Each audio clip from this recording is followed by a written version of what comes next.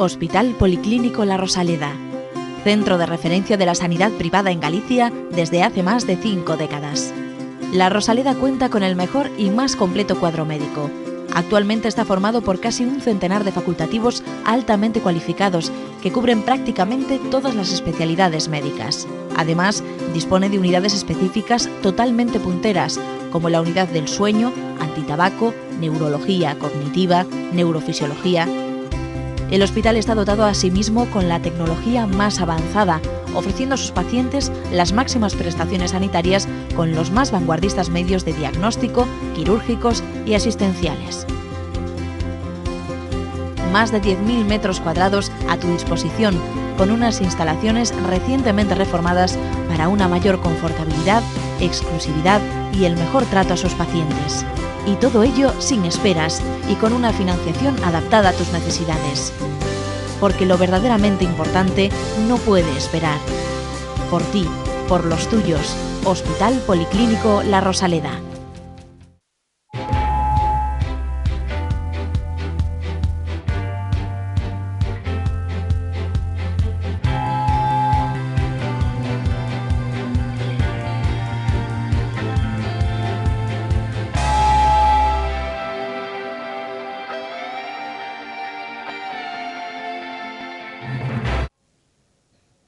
Hola, bienvenidos. Aquí estamos una semana más en Falando de Saúde en la televisión del Correo, pues para contarles cosas que esperamos que sean de su interés y que tienen que ver naturalmente con que se cuiden para que nos duren mucho, porque si ustedes no están ya me dirán qué pintamos nosotros aquí.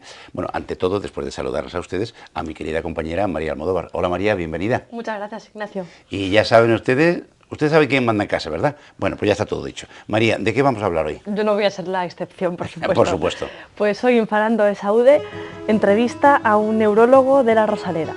A continuación, los espectadores plantean sus dudas sobre la evolución de la demencia.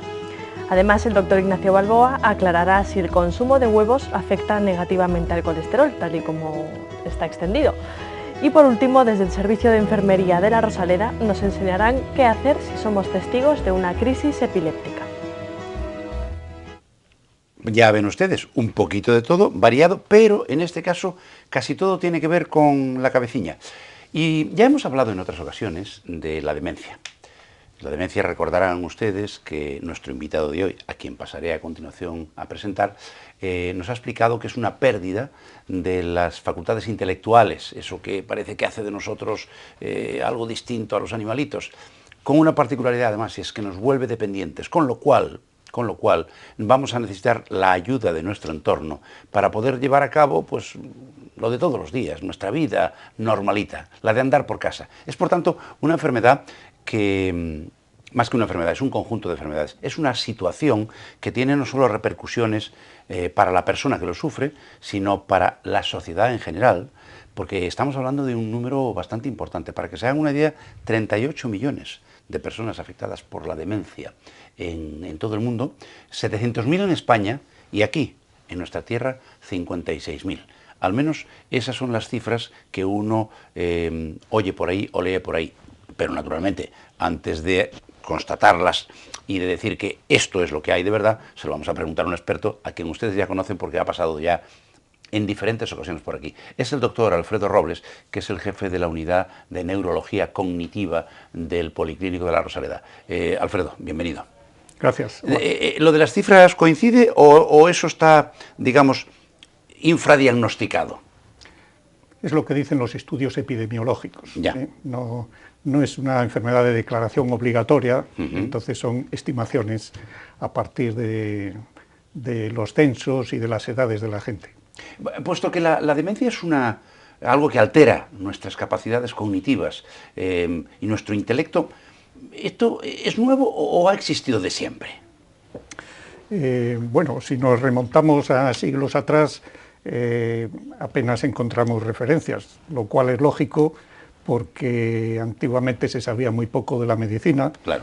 Y además porque la demencia afecta sobre todo en la edad avanzada. Y hay que decir que, pues no sé, en la época de la Roma antigua o de la Grecia clásica, la esperanza de vida era de 28 años. Vamos, que no te daba tiempo llegar a la demencia. Claro, con los tiempos fue aumentando, pero a llegar al siglo XX pues era de 50 años. En España no llegaba a los 40.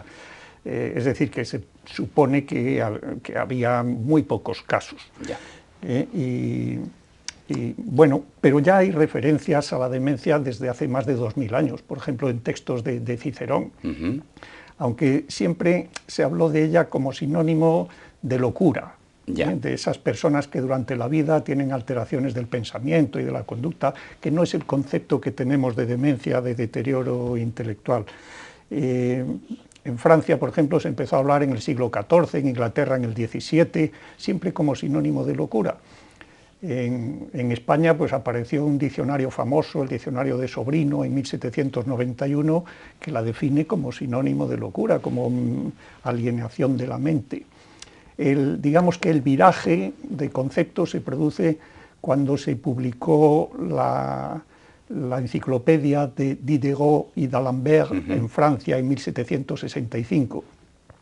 Y ahí ya se define la demencia como una abolición de la capacidad de razonar adecuadamente, distinta del delirio y de la manía, y que podía deberse pues, a causas como el envejecimiento, sobre todo cuando se pierde volumen del cerebro, a golpes en la cabeza, ataques epilépticos o envenenamientos. No iban desencaminados, ¿eh? Claro, ya establecían que era una enfermedad médica del cerebro, diferente de las alteraciones psiquiátricas y con varias causas posibles. Más adelante, ya en el siglo XIX, pues un autor, Esquirol, dejó una cita para la historia diferenciando la demencia del retraso mental. Nos dijo que el demente pues, es como el rico que pierde sus bienes y pasa a ser pobre, es decir, pierde facultades, claro, mientras que el retrasado nunca ha llegado... Ha sido pobre toda la vida. Ha sido pobre toda la vida, nunca se han desarrollado sus facultades. Claro. Otro hecho histórico fue el de cuando Antoine Weil, en 1822, describió con detalle lo que ocurre cuando la sífilis invade el cerebro, la parálisis general progresiva que incluye demencia. Y ahí pues, se demostró que una infección podía ser causa de demencia. Y así a lo largo del siglo XIX y primera mitad del XX, pues se fueron describiendo los distintos tipos de demencia y afinando el concepto, de manera que, por ejemplo, en 1906, pues, en París, Armand Marie publicó un libro sobre la demencia y ya estableció que es un deterioro de funciones intelectuales que puede deberse a enfermedades diversas, cada una con sus síntomas y con unas lesiones específicas en el cerebro. Por lo tanto, entre mediados del siglo XVIII y del XX se estableció el concepto y los tipos. Y ahora, en los últimos años, los cambios están ocurriendo con más frecuencia, pero son más bien de matiz. Cambian matices de la definición y de las clasificaciones a medida que sabemos algo nuevo de la genética, de la patología molecular y esas cosas. Entonces, doctor, parece que la demencia es un concepto general, ¿no?, que comprende enfermedades diversas, pero en este sentido la enfermedad de Alzheimer puede considerarse como sinónimo de demencia o es una enfermedad que produce demencia. ¿Cómo se haría esa clasificación? Es algo diferente, aunque se solape. Demencia es una situación médica en la que en un momento de la vida una persona pierde facultades intelectuales, pues, como sea el lenguaje, la memoria, la orientación, la capacidad de razonamiento, en un grado tal que le produce dependencia. Si ocurre en grado más ligero y no se vuelve dependiente, lo llamamos deterioro cognitivo ligero. Esta situación médica puede tener hasta más de 100 posibles causas. Las más frecuentes son unas enfermedades degenerativas del cerebro. Enfermedad degenerativa significa que en un momento de la vida empieza a aparecer en el cerebro una proteína anormal. Y según la proteína que sea, pues unas zonas del cerebro le son más vulnerables, ahí forma depósitos, destruye células y aparecen síntomas. Por ejemplo, Alois Alzheimer describió la enfermedad que lleva su nombre en 1906, es la que produce la mitad de todos los casos. Él vio que en las zonas enfermas, entre las células, hay unos grumos que sabemos que son de proteína beta-amiloide, y dentro de las células hay unos ovillos de otra proteína que es una tau muy fosforilada, y eso afecta a unas partes del cerebro que son esenciales para la memoria y para la orientación. Por esa época, Arnold Pick describió otra demencia, la demencia frontotemporal. Aquí actúan otras proteínas, la TDP43, la tau, la FUS, y se afectan las zonas más delanteras del cerebro, y como consecuencia se altera mucho la conducta social y el lenguaje. Y hay otra demencia frecuente, la demencia con cuerpos de Lewy, en la que actúa otra proteína, la alfa-sinucleína, y por las zonas que se afectan, además de demencia, los enfermos tienen alucinaciones visuales, ven animales o personas y mucha torpeza de los movimientos. Es decir, que se fueron describiendo distintos tipos de enfermedades degenerativas, y se vio que también hay otras causas no degenerativas de demencia. Por ejemplo, que no llegue sangre suficiente al cerebro, o los efectos de un traumatismo, de un tumor, de una infección que invade el cerebro, deficiencia de determinadas vitaminas o determinadas hormonas, o la intoxicación por tomar prolongadamente mucho alcohol o muchas pastillas nocivas para el cerebro. Es decir, que, como resumen, la demencia es una situación médica de deterioro que puede tener muchas causas, siendo la enfermedad de Alzheimer una de ellas. Y me gustaría quizás matizar que en los últimos años, sobre todo en los medios de comunicación, se ha acuñado el término Alzheimer con minúscula y tilde en la E, para definir esta enfermedad, pero se está haciendo cada vez más uso de esta palabra como sinónimo de demencia. Y esto es delicado porque en algún momento puntual podría generar confusión si alguien se está refiriendo a la enfermedad descrita por el doctor Alzheimer y el interlocutor entiende algo distinto. A lo largo de la historia reciente, y ya si hablamos del siglo XXI, ya ni les cuento, ha habido una tremenda evolución de la tecnología. Pues hemos asistido, los que ya peinamos canas, pues al nacimiento de la radio, al de la televisión, Internet, ¿qué les voy a contar a ustedes de la telefonía móvil? Toda una serie de desarrollos que han transformado nuestra vida. Y también muchos de esos desarrollos se han podido aplicar al diagnóstico y al tratamiento médico porque el principio puede ser válido. Alfredo, en el diagnóstico y el ponerle la etiqueta adecuada a las demencias, en la medicina más reciente, más moderna, ¿la tecnología ayuda a algo? ¿Qué tipo de tecnologías se pueden aplicar o se aplican ya de hecho para hacer un diagnóstico más afinado? Bueno, el diagnóstico, como hablábamos en términos algo históricos, hay que decir que antes no había técnicas, pues solo eran observaciones de lo que veían en los enfermos. Quizás en el siglo XIX empezó a haber unas observaciones más, marcaron historia porque en eso se basa nuestro diagnóstico clínico. Por ejemplo, en 1861 el francés Paul Broca consultó a un enfermo que había tenido un ictus cerebral 21 años antes y desde entonces no podía hablar, solo decía tan, tan, tan, y que le apodaron al enfermo tan. Y después de fallecer le miró el cerebro y observó que en la parte frontal izquierda tenía un infarto y dedujo que esa zona tenía que ser muy importante para el habla. Así se confirmó y la conocemos como área de Broca. Esto daba luz a un debate que había desde décadas antes entre unas personas con ideas más globalizacionistas u holistas del cerebro, que defendían que el cerebro es una unidad no compartimentable, liderados por Pierre Flourens, y otros que eran más localizacionistas, liderados por Franz Gall, que habían creado una doctrina, la frenología. Decían que cada pedazo del cerebro se encargaba de una función intelectual o del carácter, y además las podíamos deducir por la forma del cráneo y de la cara. Y la observación de Paul Broca pues ya daba una luz más científica al tema, y eso lo apoyó Carl Wernicke 13 años más tarde al consultar a otro enfermo que había tenido un ictus, y en este caso podía hablar pero no podía comprender. Y también le encontró un infarto situado un poco más atrás que respecto al área de Broca, que conocemos ahora como área de Wernicke. Le vamos dando un nombre al que la describe. Temporal izquierdo, Claro. cuando se demuestra que tiene valor y que es responsable de la comprensión verbal.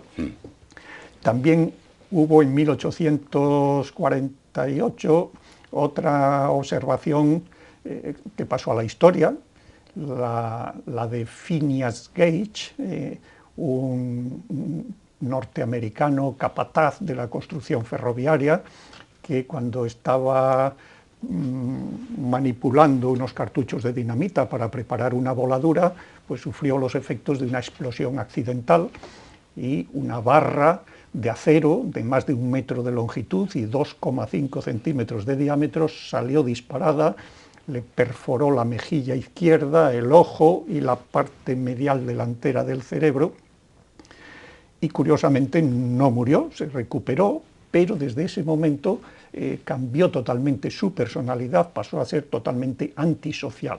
Muchos años más tarde, un neurólogo portugués de la Universidad de Iowa, de Antonio Damasio, estudió en detalle esto y comprobó la asociación de esta parte del cerebro con la conducta social.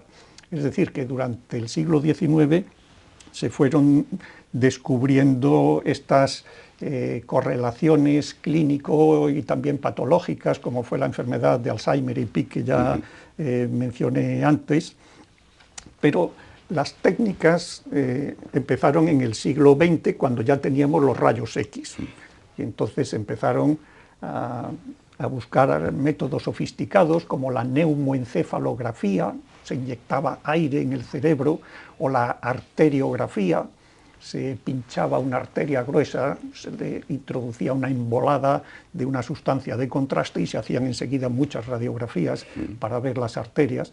Eran pruebas muy cruentas que sometían a mucha radiación y ofrecían en realidad poca información para el diagnóstico de la demencia.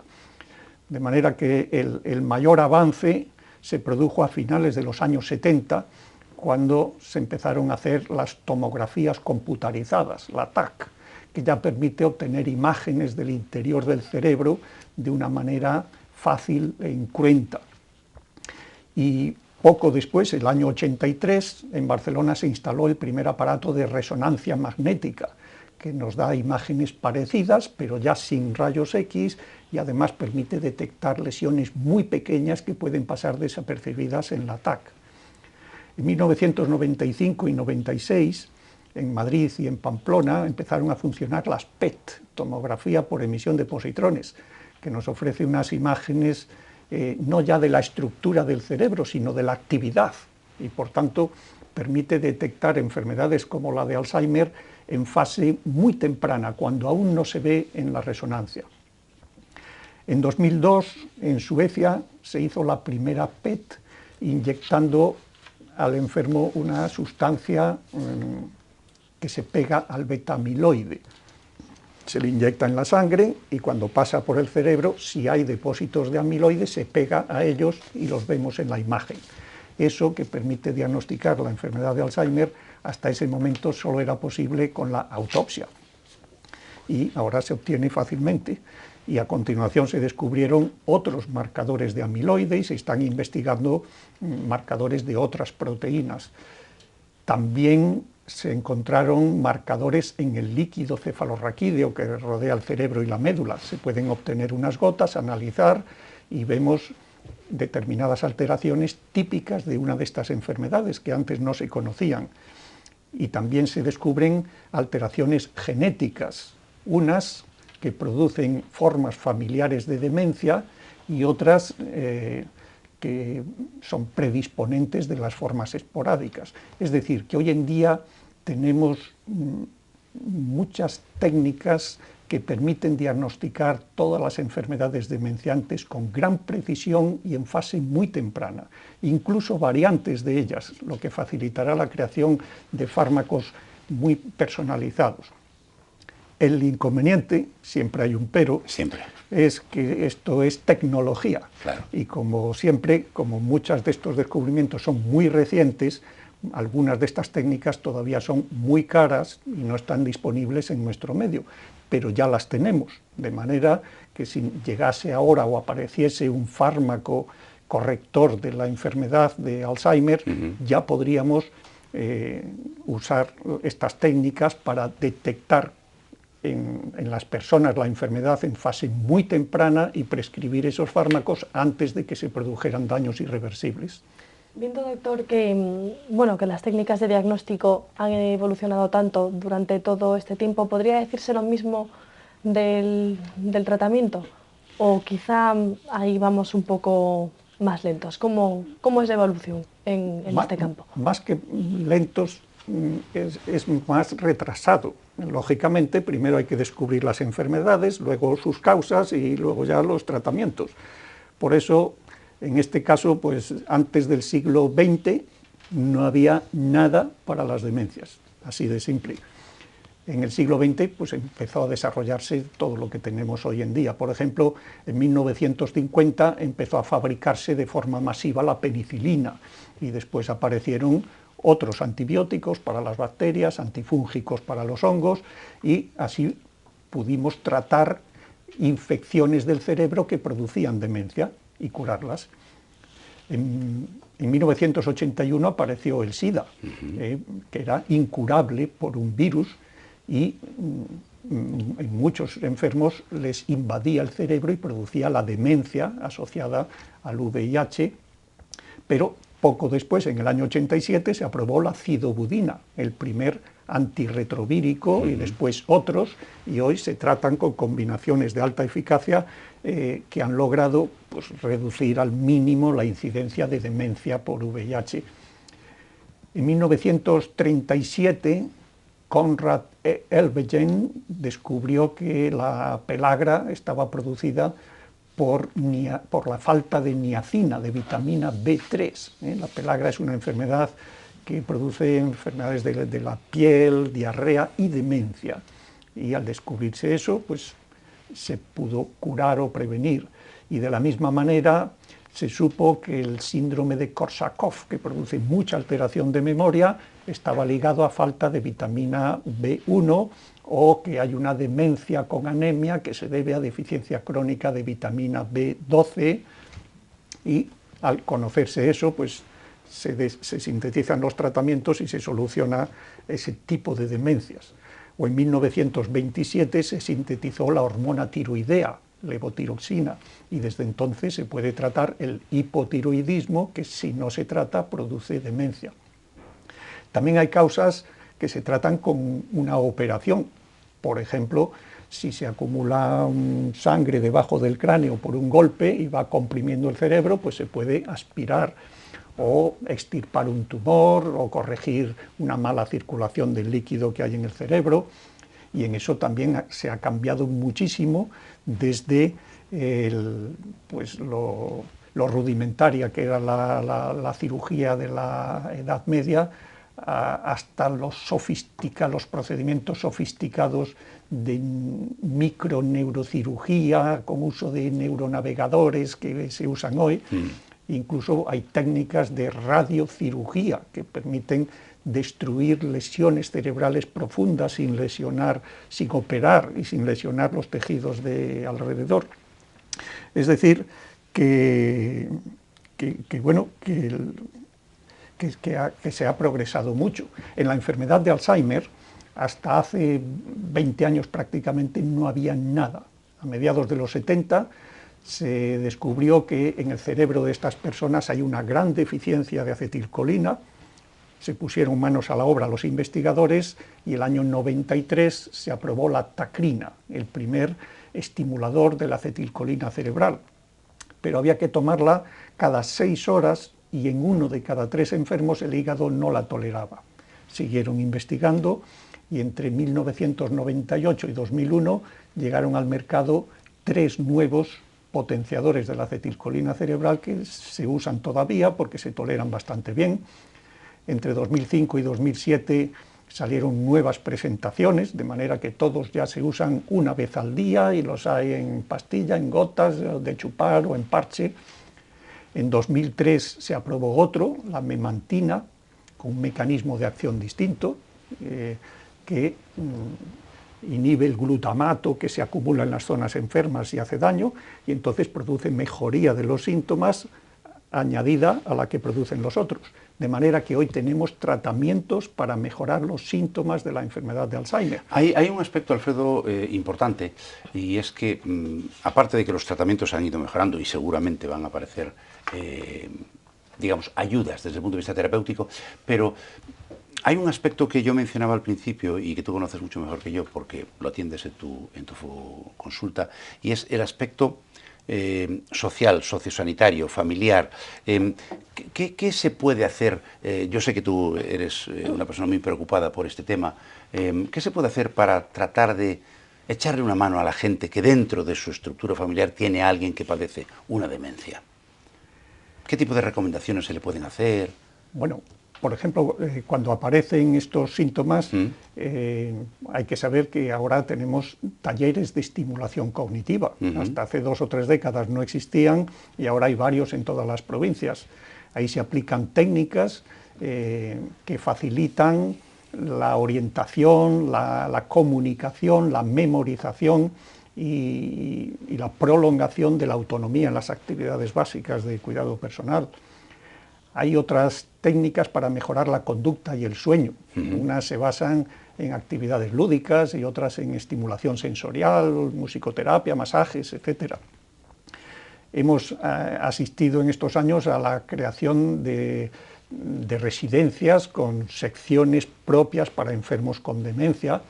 Se han creado muchas fundaciones o asociaciones para ayuda a estos enfermos.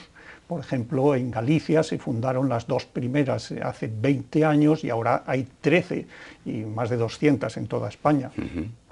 En 2006 sabemos que se aprobó la Ley de Promoción de la Autonomía Personal y Atención a las Personas con Dependencia y fue un símbolo de que hay una conciencia de que hace falta ayudar a estas personas que tienen dependencia, sea por demencia o por otros motivos. Y también se han publicado libros y se han estrenado películas sobre este tema, de manera que podemos decir que en estos años ha aumentado la información de los ciudadanos, la formación de los cuidadores, la concienciación social, lo cual facilita que haya más recursos y por lo tanto los enfermos y los familiares pues, sobrellevan la enfermedad en unas condiciones claramente mejores que antes. Y finalmente también hay una concienciación general de la importancia de la investigación.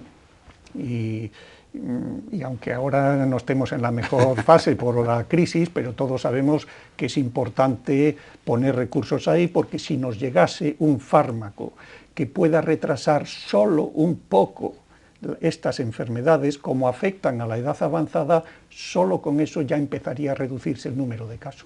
Fíjense ustedes la cantidad de cosas que nos ha contado hoy el doctor Alfredo Robles sobre el tema de la demencia, que no solo del Alzheimer. Ahí hay que matizar. Pero me parece a mí que lo que viene a continuación, como siempre, es ponerme en un aprieto, ¿verdad, María? Te estás adelantando un poquito, porque es que yo ya sé que es que me parece que no vamos a tener tiempo. No me digas que no tenemos tiempo. No. Nah, tú Así que, con a ver, ¿qué me toca? Que tengo que con tal de contar examinarte cuanto antes. Ahí nos vamos.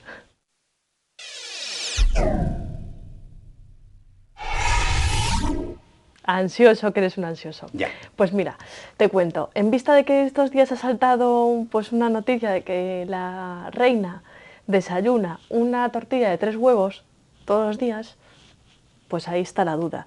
¿Es verdad que consumir tanto huevo es malo para la salud, para el colesterol, o al final todo esto es un mito? Bueno, vamos a ver, miren. Hay muchas leyendas urbanas y hay muchas cosas que cuando se recomendaron la ciencia, que no inventa nada, sino que descubre lo que ya está ahí, decía que había una relación directa entre el nivel de colesterol y los alimentos que consumíamos que eran ricos en colesterol. Bueno, así en primera instancia parecía razonable. Con lo cual se limitó, por razones de salud, la cantidad de huevos, que es uno de los alimentos habituales ricos en colesterol, como máximo a 2 o 3 a la semana. Esto lo recomendaron los americanos, que saben que les preocupan mucho estas cosas, y todo el mundo le hizo caso. Lo que ocurre es que la ciencia sigue investigando, y llega un momento en que se descubrió que efectivamente el colesterol alto, sobre todo el malo, ya saben, tiene una relación directa con las enfermedades cardiovasculares, porque se nos atascan las arterias con la grasilla que se deposita allí, pero el colesterol es algo que necesitamos para vivir porque tiene una serie de funciones. Y, curiosamente, también se descubrió que no existía una relación tan directa entre la cantidad de colesterol que consumíamos y el nivel de colesterol. ¿Por qué? Pues porque cada uno tiene, como decimos en casa, cada uno es de su padre y de su madre, punto número 1. Y punto número 2, resulta que hay gente que consume mucho colesterol en su dieta, pero lo quema. Lo quema porque hace actividad física, porque su genética la predispone a quemarlo, etc. Con lo cual ya aquella relación no quedaba tan clara. A día de hoy, y con lo que tiene que ver con el consumo de huevos, que por cierto son ricos en otras sustancias muy importantes para nuestro organismo, aquella recomendación no tiene ningún sentido. Y de hecho, hoy en día se puede tomar tranquilamente un huevo diario, por ejemplo, aunque le guste, que no pasa absolutamente nada. Y además también se descubrió que el huevo, que tiene una riqueza proteica tremenda y que es bastante asequible, es una fuente de nutrientes muy importantes para nuestro cuerpo. Por tanto, a ver, no hay que pasarse, no hay que pasarse. Saben ustedes que yo siempre recomiendo comer de todo, pero en pequeñas diócesis. Pero aquella recomendación de que no se podía, no se debía, salvo que quisiéramos correr el riesgo de una enfermedad cardiovascular, consumir más de 2 o 3 huevos a la semana, no tiene sentido. Si quiere tomar usted un huevo todos los días, no le va a pasar nada. Hombre, tampoco se toma una tortilla de 6 huevos todos los días. A lo mejor lo de la reina, yo no sé si desayuna todos los días con lo mismo, pero bueno, lo que es cierto es que lo que era verdad hace unos años, hoy es menos verdad, así que no se sientan culpables por tomar huevos. ¿Valió? Valió, ya me quedo tranquila. ¿Y ahora dónde vamos? Desde luego mis hábitos no los voy a cambiar. Pues ahora nos vamos a la Rosaleda a recibir un consejo.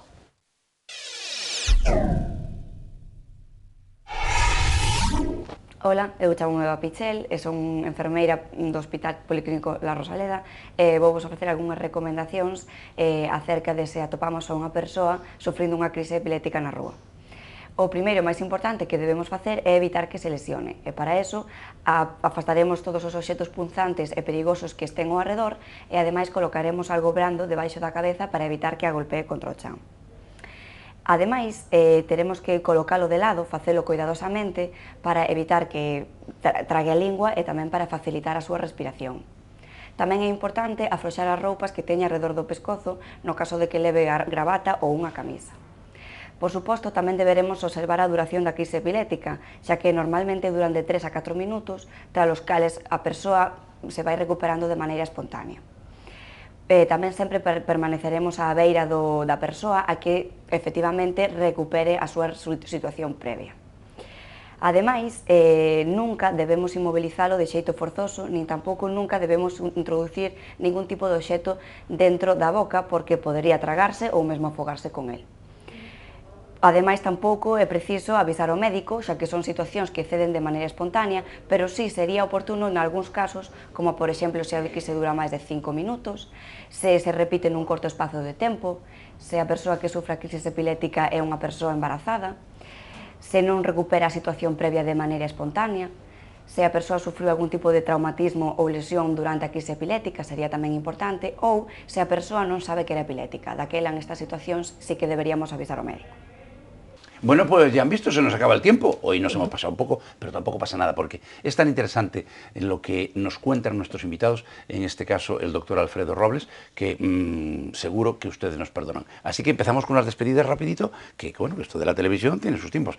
Doctor Alfredo Robles, director de la unidad de, atención, neurología cognitiva de La Rosaleda. Muchísimas gracias por tus doctas, yo diría que ilustraciones de algo que La gente tiene ideas confusas. Te volveremos a llamar porque esto da mucho de sí. Muchísimas gracias, Alfredo. Ha sido un placer. María Almodóvar, muchísimas gracias por mandarme a hacer lo que tengo que hacer y por cuidar que lo haga adecuadamente. Bueno, yo creo que no he mandado mucho en este programa, pero en fin. Ya empezamos. Y a ustedes, ¿qué les voy a decir? Muchísimas gracias por acompañarnos, gracias por ser tan fieles al trabajo que hacemos todas las semanas y si les parece bien, la semana que viene aquí volveremos a estar para contarles más cosas. Hasta entonces, ya saben, mi mejor deseo, salud y mucha suerte.